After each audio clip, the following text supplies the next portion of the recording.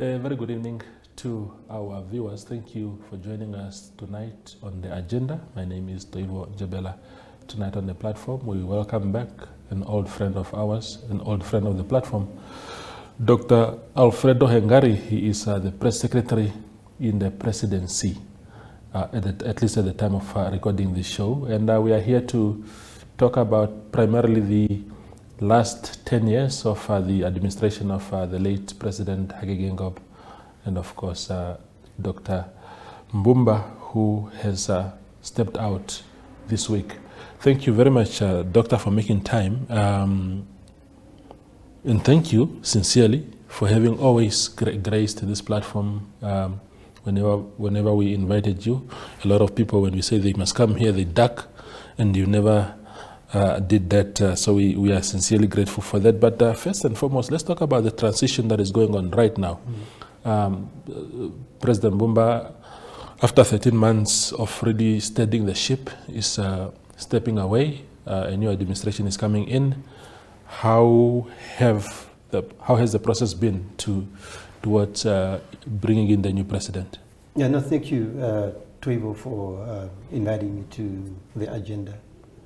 A very important show in the media and political landscape of our country, providing a platform for a diversity of opinions. So it's really a job well done to you. Thank you. We are at the end of the transition. You will recall that when President Bumba assumed the mantle of leadership last year on the 4th of February, he appointed Excellency Dr. Netumbo Nandi-Ndaitwah as Vice President. And the two have been working very closely over the past 13 months. And they know each other very well, having served in different capacities in cabinet, and also having both served as freedom fighters for many years. So these are two individuals who know each other very well. And we are at the end of the transition.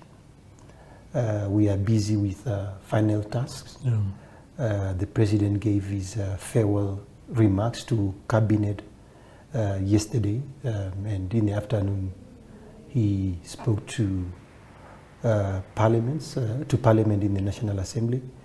So we are at the end. Everything has been very smooth, notwithstanding some of the very sad things that happened in our country. We went through a difficult mourning period with the passing of the founding president, Dr. Sam Shafishuna Nujoma, last month. We have weathered the storm. As they say, all that ends well is well. President Bumba is concluding the presidency of President Hage Geingob in a manner that demonstrates the dignity of the Nambian people. He's not a leader who likes to talk about himself. He doesn't like it also when people talk about him in certain ways. But we have to extend gratitude to him for the manner in which he carried the Nambian ship. Yeah, absolutely. and just sticking with President Bumba for now, his role was, and he has been very vocal about it since taking office in February 2024, that he was there really to just steady the ship towards the very end of the term of President Geingob. Do you think that he had room to innovate and do anything outside the trajectory that was already in motion, or do you think that he was best suited to simply do what was already running? President Bumba has been part of the policies of the Nambian government as vice president. He was one of the key advisors to the president, if I may put it that way. As vice president, he was consulted all the time. He acted as president of the republic in the absence of the president, and a number of appointments, and ministers, deputy ministers will attest to the fact that when they received the appointment letters, President Bumba was in the room. So he has been a key leader of our republic for the past 8 years, and prior to that in different capacities, but at least as vice president, it's since 2018, so it's 7 years. When he assumed power on the 4th of February 2024, he made it very clear that he's completing the term. And he will continue with the policies that were in place and policies that he engineered with his comrade Hakeji Gengob. So the room to maneuver, I don't know to maneuver what and for what purpose, because he stated clearly that he would complete the term. We had the Harambee Prosperity Plan 2 in place, which was a blueprint to fast track our developmental agenda as encapsulated in NDP 5 as well as Vision 2030. So the policies were already in place, there was no need to maneuver and to try and do new things. To what end and for what purpose? I think that is not really how President Bumba operates. He's a highly disciplined leader of the Swapo Party and of the Nambian people. No, but if you are on a trajectory that is shaky, or which you think you can divert into a slightly different direction, there's nothing that would have robbed him of that power. Also, he would have wanted to, of course, it's a in fairness, it's a very short period of time, but to leave your mark, even within those 13 months, it's not a bad thing. Well, President Bumba is leaving a very rich legacy of public service behind. So I really don't fully understand your assertion about he could have left his mark, he could have done things differently. Yes, he did things differently. It's a different presidential style altogether. And he dealt with events as they occurred. We had a drought last year. President Bumba declared an emergency on account of drought. We dedicated a lot of resources in order to protect Namibian livelihoods and farmers. I think over 600 million Namibian dollars was dedicated to that effort. We had elections last year, and the president provided the necessary leadership through that period. We had our founding father who passed away, and the president provided leadership.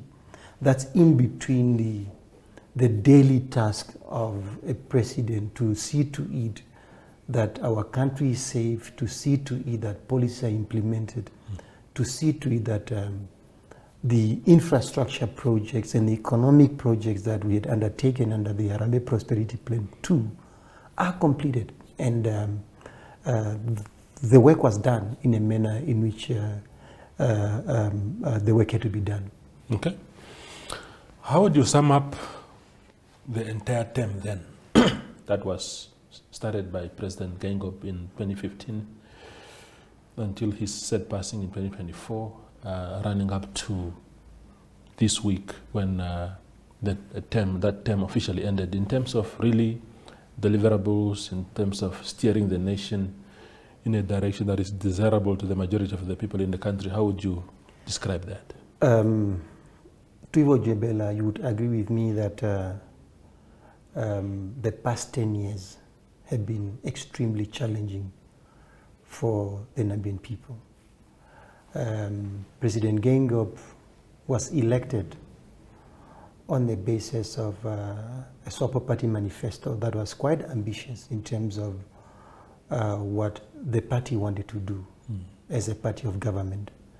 But unfortunately, the president could not do what he wanted to do because the financial resources could not permit. We went through a fiscal crunch, an economic contraction of some sort. We went through severe droughts, and President Geingob had to focus, at least during the first term, excessively on fiscal consolidation. And that policy was quite successful because one of the key concerns of President Geingob as leader has always been to manage public debt. Because he would say, we don't want our young people, our future generations, to inherit debt that is unsustainable.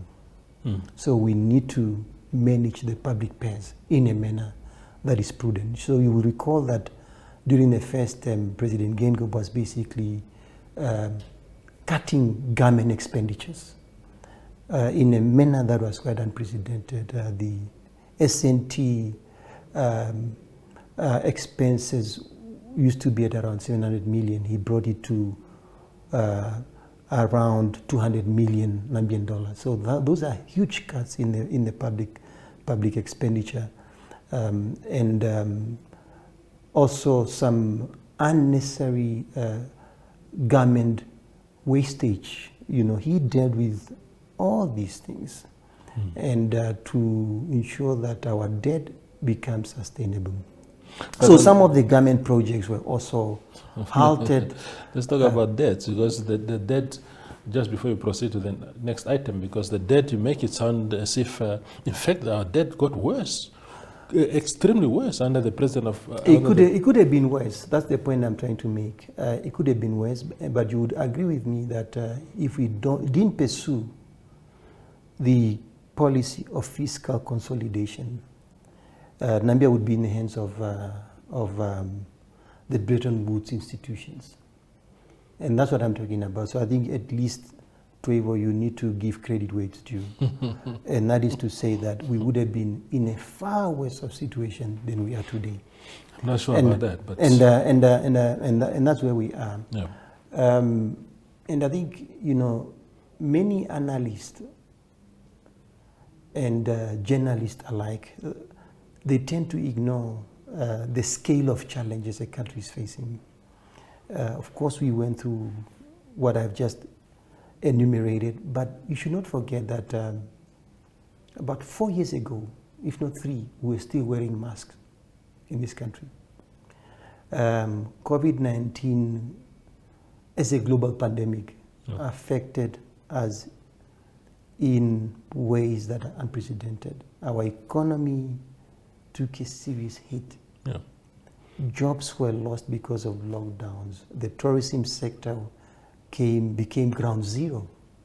Our fellow citizens lost their jobs, and our economy only started to pick up from 2022 onwards. So when you look at the 10 years of a presidency, you must, and when you review as a historian, as an analyst, as a journalist, you must look at the performance of leaders within the context of the challenges that they've encountered and the manner in which they've steered the ship. So where we are now, you and I would agree that it has been a brave presidency in the face of all these challenges. President Geingob provided courageous leadership. President Nangola Bumba, over the past 13 years, has been an excellent steward of the Namibian nation. And I think that's how I would want to summarize the past 10 years. But I think let me just add one point also to your Jembela. And that is to say that notwithstanding all these challenges, unprecedented as they may have been, the Namibian ship is steady because the presidency of the past 10 years focused on protecting the most vulnerable sectors of our population. Mm. We've been able to increase the old age pension. We doubled it in the past 10 years. We've been able to increase grants to vulnerable children and orphans. We've been able to increase the disability grants in ways that are unprecedented. We've been able to pursue policies that protect vulnerable communities in our country. We are implementing a modified basic income grant. So these are things that are highly commendable, because there's that old age adage that says that you can judge a society in terms of how it looks after the weak and the vulnerable. And I think the past 10 years, we've been able to do that. Yeah. To look after the weak and the vulnerable. Of course, the challenges persist. Yeah, absolutely. Yeah, so, I mean, I think I've had this argument with you before to say that these social interventions that you spoke about, the increment of the old age pension, orphans and people in that category is commendable. But when you're robbing Peter to pay Paul, which seems to have been the case, because if you take care of that segment of society at the expense of, for example, young people who do not have jobs, unemployment, we are told, is at 37% officially. Independent analysis say 55%. That is, those are staggering numbers. So there's always been this perception that we were using money to give people who already had something. Not a lot, but they had something. The old age pension, of course, to increase it, the tradition has always been to increase it by $50 or $100 per year, and then it was doubled. Commendable. In 2016, yeah. Yeah, yeah. Commendable if you look at it that way. But if you are doing it at the expense of de-investing in other segments of society, or at the expense of investing into the growth of the economy to create jobs so that other segments of society can also take care of itself, then it becomes problematic. No, I don't think that it's correct for you to say that our social interventions in favor of social progression were about robbing Paul to pay Peter. I don't think that is correct, if you put it that way, because when you look at the youth population of our country and the amount of resources that the government has been investing in the education sector, which is where the majority of our young people are, we remain one of the top tier African countries when it comes to spending on education. I think we're in the top 3. You deal with those statistics and you may know better than me, but you know that we're in the top 3 countries when it comes to spending on education. But even that broad spend, you see, sorry, Dr. Ngari, when you talk about even spending on education and being top 3 in whatever jurisdiction, you know, again, it's a question of where does this money actually go? Because if you look at the Minister of the Minister of Education, Arts and Culture, the budget is actually the biggest, but a huge chunk of that goes to remuneration of teachers and stuff like that. The actual investment into the growth of that sector is minimal. No, I don't agree with you. It is true that we have been spending a lot of resources on the operational side of the education cycle. There's no question about that. But the World Bank and all other key institutions, they commend Namibia for its spend on education. It is true that we have not been getting the right outcomes in some instances, but it's an agenda that the government has been working on for the past how many years. Yeah. There's no doubt about that. But I think, Trevor, you would agree with me that as a country, when we are one of maybe 4 countries in Africa that provide grants to students to study at universities or institutions of higher learning, then it means that we are doing something right. There are countries where young people complete their grade 12 and they have to find their way into university with their own resources. And so our spending on young people in that education sector itself is highly commendable. It's a significant percentage of our national budget. You would agree with me on that. Which makes university education in Namibia almost free. Because when the majority of your students are there on grants, it means that it's almost free. So there is a lot of progress that is being made in terms of capacitating young people to prepare them for the future. Yeah. And when you look over the past 35 years, you would also notice that at some point you and I were young people and we are beneficiaries of grants. I would not have made it to university had it not been for the Namibian government providing me with a scholarship, because my parents would not afford that scholarship. So there has been progress, but it is true that there are challenges when it comes to getting the right qualifications and matching them with the world of work. I think that's where the challenge lies, because there are jobs that cannot be taken, there are jobs that can be created, but the qualifications for the job market, there we have a challenge, and I think all of us as Namibians have a lot of work to do there. I think it is indeed true that the question of youth unemployment is one where everybody agrees. President Nangola Bumba agrees that youth unemployment is a challenge. President Gengo agreed that youth unemployment was a challenge, and in each and every other State of the Nation address that the president would deliver, that concern has been there. And it is why in the Harambee Prosperity Plan 2, the ambition was to create new engines of growth. Because in order to create jobs, you need to grow the economy.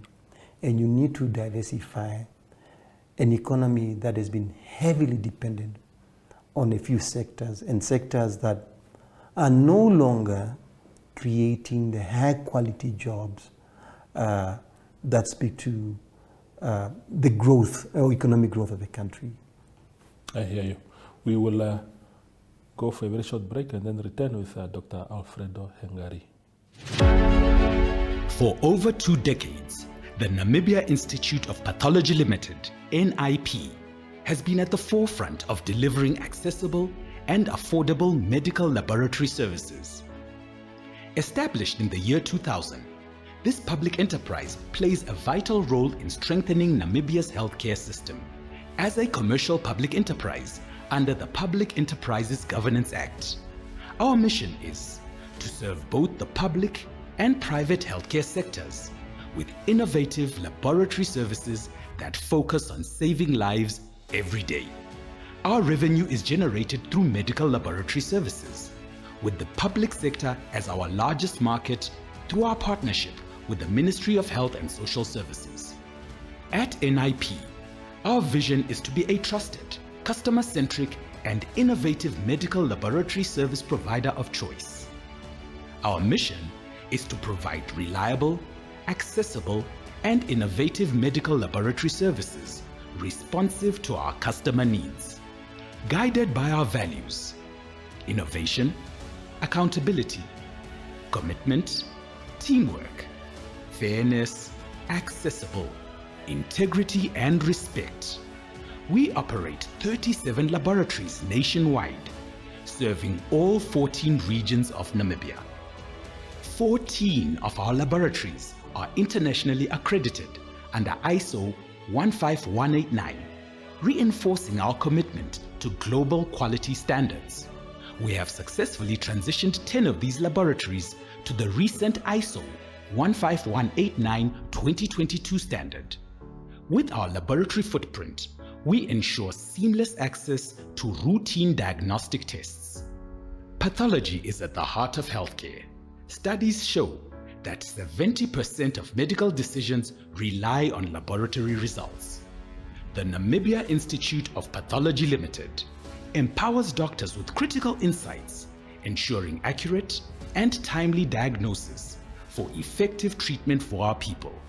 Our business model is built on understanding customer needs and delivering tailored solutions through innovation, technology, and expertise to ensure a healthy nation. Namibia Institute of Pathology Limited, where commitment matters and quality prevails.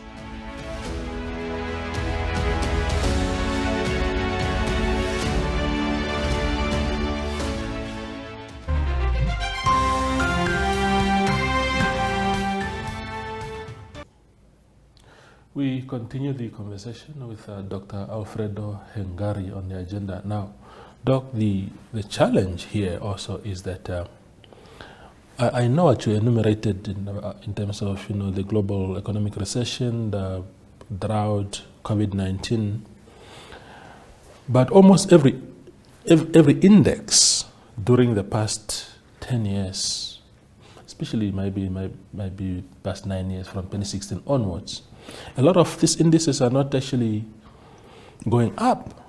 So it's one thing to say, okay, fine, we have done this and that, but when your debt has gone up, unemployment has gone up, poverty levels have gone up, the number of people facing hunger has gone up, those are not signs of a government that performed very well. I think it's not entirely correct to say that we have not performed well on all those indices. Let me just refer you to the Mo Ibrahim Index on African Governance. Its report of 2022 says that between 2011 and 2021, Namibia is one of the few countries on the continent where the foundations for economic opportunity have improved. It says that. That's not the Namibian government, it's the Mo Ibrahim Index on African Governance. And generally, all the indices, they indicate that Namibia is one of those countries that have made progress in terms of fighting inequality. Oxfam, for example, Oxfam International issued a report commending Namibia for its fight against inequality. Because we are coming from far, you should not forget that we are a country that at independence, poverty in Namibia was at around 60 to 70%. Prior to COVID-19, it was below 20%. Poverty, meaning poverty, Namibians living under poverty. So there has been improvements. But of course, like any other part of the world, all the indicators are telling us that COVID-19 reversed the gains of countries like Namibia in the fight against poverty. So that's the reality in which we find ourselves.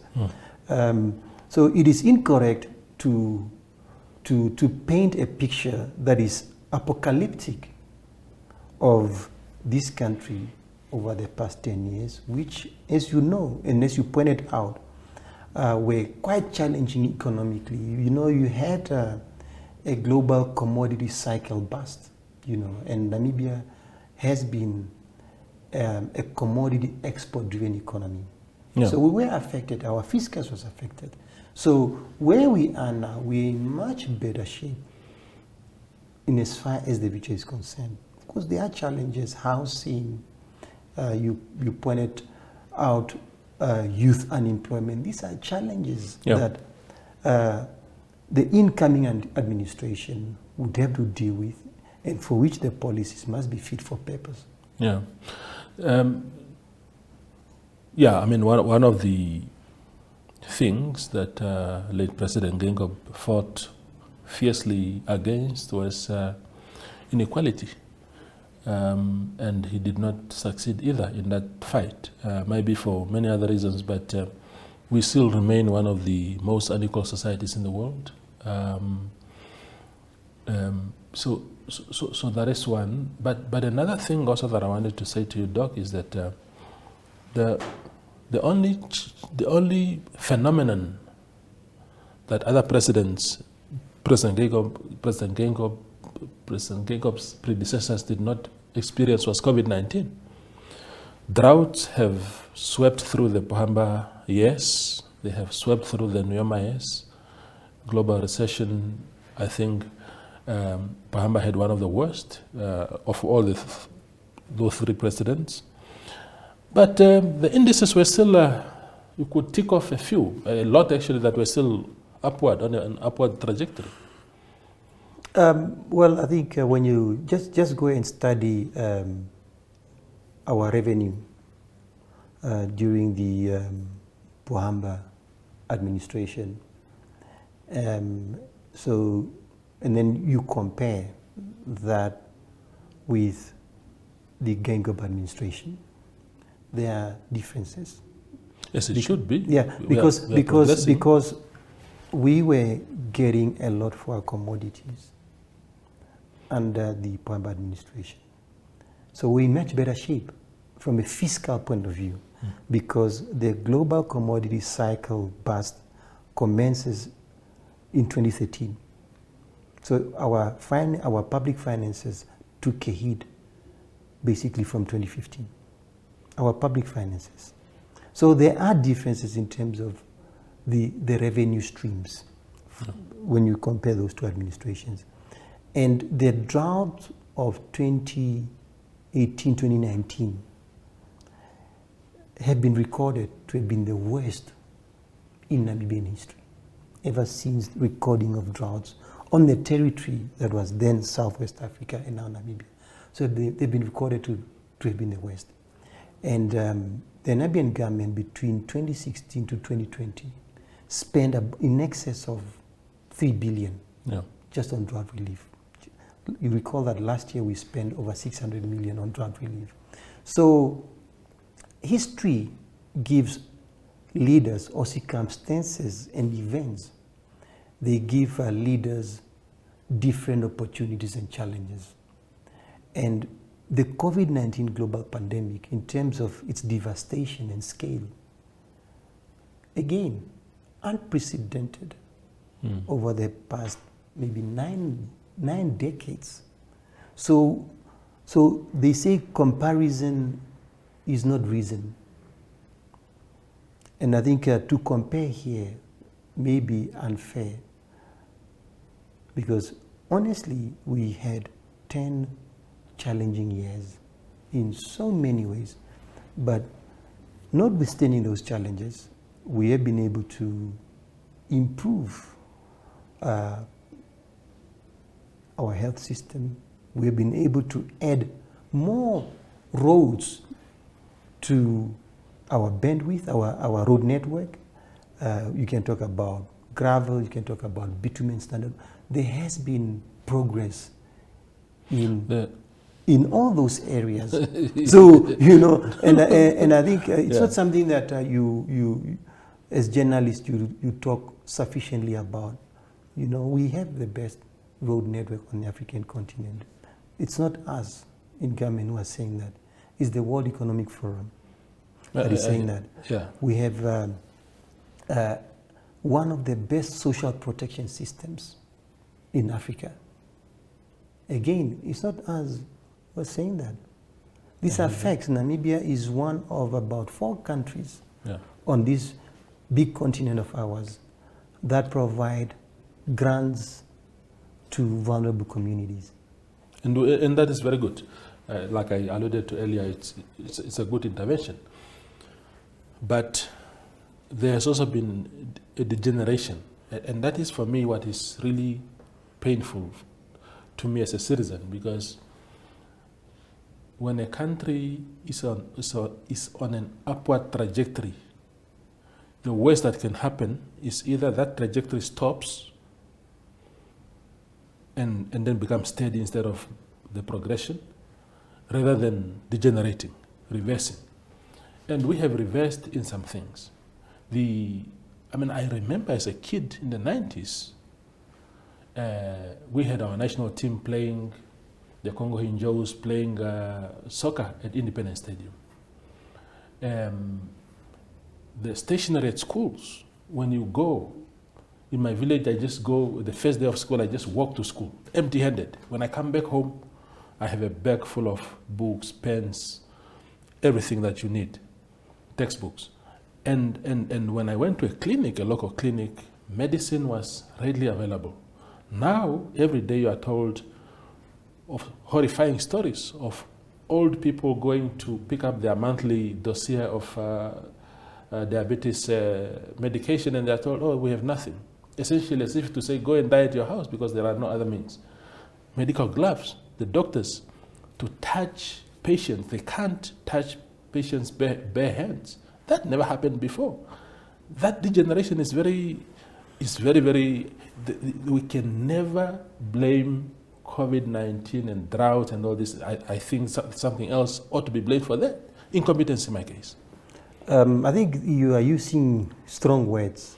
I'm using strong words because we have a strong situation. You are using strong words to depict a country that is stable, a country whose governance architecture is responsive to the needs of citizens. You are painting a doomsday scenario that should not be painted. Because we have been working for the past few weeks on the terminal report of the Harambee Prosperity Plan 2. The plan has about 203 projects. And I can assure you that the execution rate in terms of those projects is standing at about 80%. That includes projects in the health sector. We have added more bandwidth in the health sector. New dialysis centers have come to life. They were not there before. People had to travel long distances to get dialysis treatment. But I think I don't know if you reported about that, but we now have 2 more new centers, if I'm not mistaken, and they are attending to the needs of our citizens. As a country also, once again, the World Health Organization is very clear on that Namibia is one of the countries that spend a significant percentage of its annual budget on the health sector. And that's the provision of medicines, the provision of hospital beds, the provision of doctors, nurses, and so on. Mm-hmm. Yes, the challenges are there, and you are not the first one to talk about them. President Bumba, the Vice President Netumbo Nandi-Ndaitwah, they are all aware of some of the challenges that are there in the health sector. And the interventions are being undertaken on a regular basis to deal with some of these issues that you want to paint as doomsday when they are not. So I don't know in which country you live in. Of course they are. I don't know in which country you live in, but we are in a country where traffic lights work. We're in a country where the road network is of good quality. But nobody will deny the fact that we do have a number of challenges that are keeping our country behind. And until those are dealt with, we are not talking about a country where each and every citizen can prosper. More work needs to be done by current and incoming administrations. There's no doubt about that. Yeah. And I think one thing that you must also realize, Toivo Jebela, is that the challenge of youth unemployment, for example, is a global phenomenon. You go to Spain, you go to France, you go to the UK, industrialized countries are grappling with this phenomenon.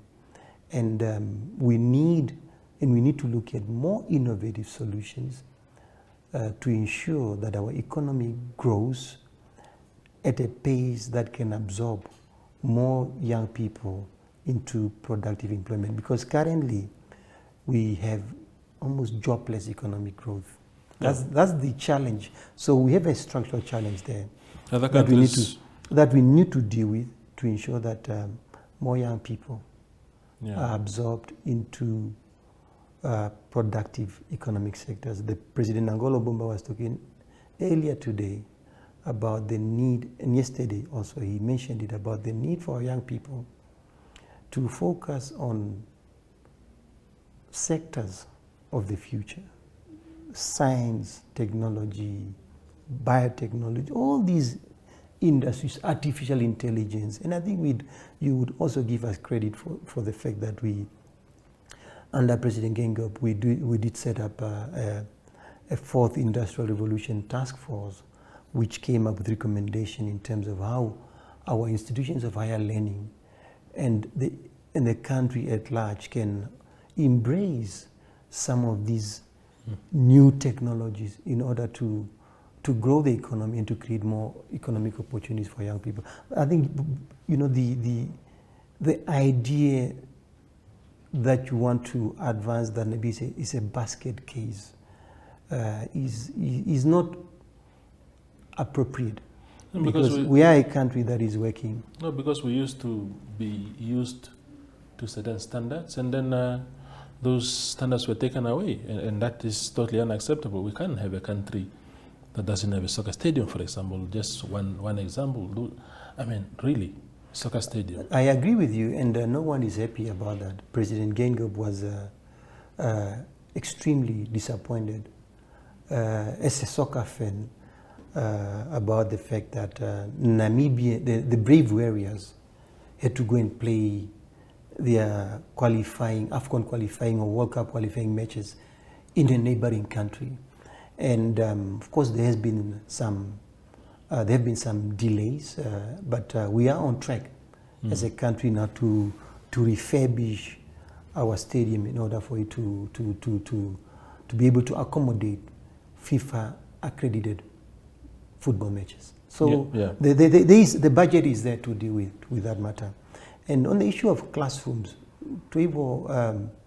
at independence, I think Namibia had about maybe 800 schools. We are now at 2,000 schools in the country. Under the Harambee Prosperity Plan 2 period, the number of classrooms that we've been able to build, it's highly commendable also.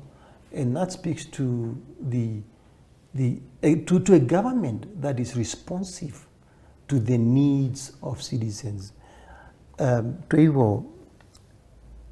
Over the past 4 years, we have been able to increase the tax threshold from 50,000 to 100,000. You and I will agree with me that it's your cousin who's a waiter, it's my brother who's a farm worker. They are beneficiaries of some of these incentives, and that speaks once again to the quality of governance, and it speaks to the quality of leadership as well. So Namibia is a country whose trajectory is on the up, and we should all be optimistic about the future prospects of our country. We can discuss the challenges, but we must also speak about the opportunities. And we must know, and I think as a journalist, it's also not good to be an Afro-pessimist, because some of the stuff that you are talking about can only be heard in some of in other countries. People who don't believe in Africa, but I think you are an African. No, I think in fact our continent will only prosper when we do serious introspections of ourselves. I do not generally subscribe to this thing of just saying, oh, because I'm Namibian. Especially, I speak very highly of my country when I'm outside. But when we're talking to each other, we must be very, very honest and frank with each other, among ourselves. And I think to point out those things is simply to say, let's do better as a country, because we were once there and we must get there now. We must get back and beyond. As we get towards the closure of this conversation, Dr. Hengari, just two more questions. One is about a very poignant point that former President Pohamba spoke recently at the Tunda, at the memorial of President Sam Nujoma. He didn't mention President Gengob's name, but to anybody with an average level of intellect would know that he was talking about President Gengob. He was talking about the discontinuation or basically abandoning projects and ideas that were already in the process when a new president takes over. And I know that a year ago he spoke about how the Gengob administration abandoned, in his own words, his mass housing project. And he was using that example to say that incoming President Nandi Ndaitwah must desist from those things, because whatever you found running already, run with it, because public resources have been spent, and there's a vision for it. And let's go ahead with those ideas. What would you say to that? President Hifikepunye Pohamba is a man of great wisdom and a highly respected leader of the Namibian people. And when he was mentioning, when he was saying those words, I think it's in a manner that is advisory, because many of the projects that President Gengob concluded and President Bumba inaugurated last year, these are projects that started under the Pohamba presidency. The road network that you see, the success of the road network in this country, I think a lot of credit should go to President Pohamba, because these are things that were conceptualized and they started under his presidency. The Windhoek-Okahanja dual carriage freeway, that's President Pohamba. The Hosea Kutako Windhoek dual carriageway, which is now named after President Hage Geingob. These are projects that were conceptualized under President Pohamba. That one is not yet completed, but a lot of progress has been made. But when you look at that whole intersection in that area, it's under President Pohamba. And some of these projects were inaugurated by President Gengob and others by President Bumba. The road between Swakopmund and Wolfish Bay, that's President Pohamba. Some of the power stations that we have been inaugurating, it's under President. So there's continuity, because it's the same party. So when President Pohamba is providing that advisory, it's something that all of us should embrace, because when a project or an initiative or a policy is about the Namibian people, all of us have to embrace that. Yeah. So I don't think that your reading is correct in that sense. It is true that we have had challenges in terms of providing housing and shelter to the Namibian people. But when you look at the period between 2020 and now, I think Namibia serviced around over 7,000 plots, and 6,000 houses have been built in that period. Yeah. It is challenging. Housing is a big challenge, and we need to credit President Pohamba for having made housing, the provision of mass housing to Namibians, an important priority of his presidency. It's not one where we'll succeed immediately, but the plans are there with a new national housing policy. I think it was adopted last year or the year before. But the plans are there to ensure that we live up to the aspiration of President Pohamba to ensure housing for each and every Namibian. Toivo Jembela, most of the countries that have done well and most of the countries where economic prosperity has been achieved are those that have been able to provide decent shelter and housing to citizens, because housing is a catalyst for prosperity and economic development. I'm talking about Singapore, which adopted an ambitious housing policy in the 70s. I'm talking about Sweden. I'm talking about even apartheid South Africa for the minority. The question of housing was pivotal for dignity and prosperity. And I'm pretty sure that the incoming administration will proceed with some of the important projects that have been able to catalyze economic development. And I'm sure you want to go to green hydrogen, for example, which has been in the public domain for a number of reasons. But you know, we should not only look at green hydrogen as green hydrogen, but we should look at it in terms of the broader framework of green industrialization. 10 days ago, President Nangolo Bumba was in the Erongo region visiting a facility operated by High Iron, which is about green steel. And they are talking about an investment of $300 million US. Now, when you look at Namibian dollars, that's a lot of money. But on that side, you have Namibians employed there. White, black, you name them. They are on that side. We can talk about, you know, other sites in Wolfish Bay, in the Dowres area, and of course in the south. The transformation of Lutherits today is partly a result of the excitement that green industrialization is generating in our country.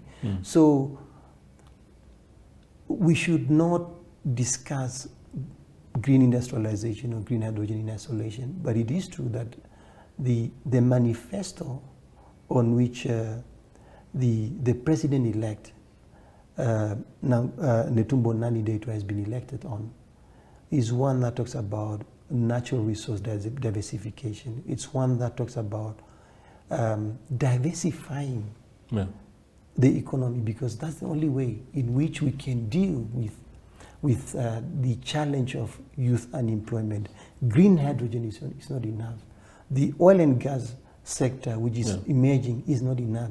We need more investments in tourism. We need more investments in artificial intelligence. We need more investments in agriculture in order to have an economy that is firing on all cylinders. I agree totally with you, Doc. Last question, briefly. So give me an exclusive now. Is Dr. Hengari continuing in his role as a press secretary for President Netumbo Nandi-Ndaitwah? Tribo, what I can assure you is that the past 7 years have been extremely rewarding. I've served 2 heads of state as press secretary.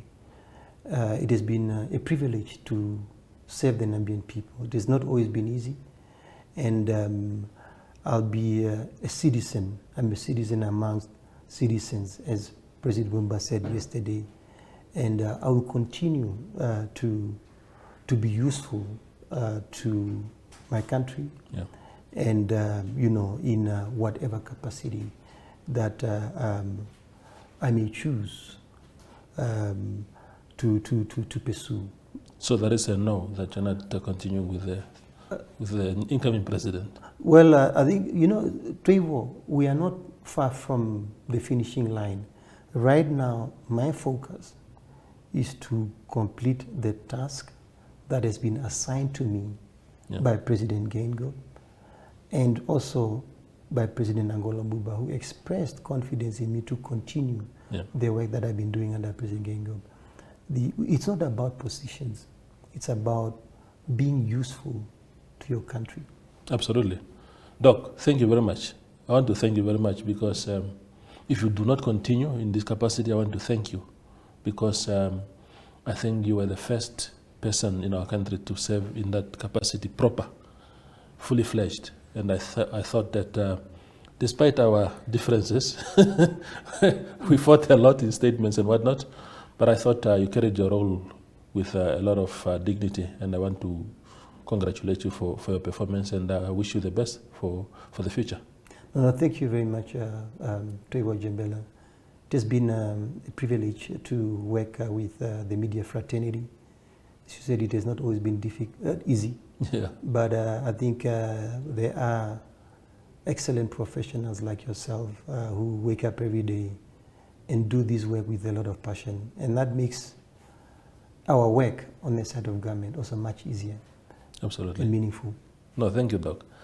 That is Dr. Alfredo Hengari. He is press secretary in the presidency, working us through the long journey of the presidency of late President Hage Geingob up to President Angola Bumba. I hope you have perspectives now new than you had before this show. Thank you.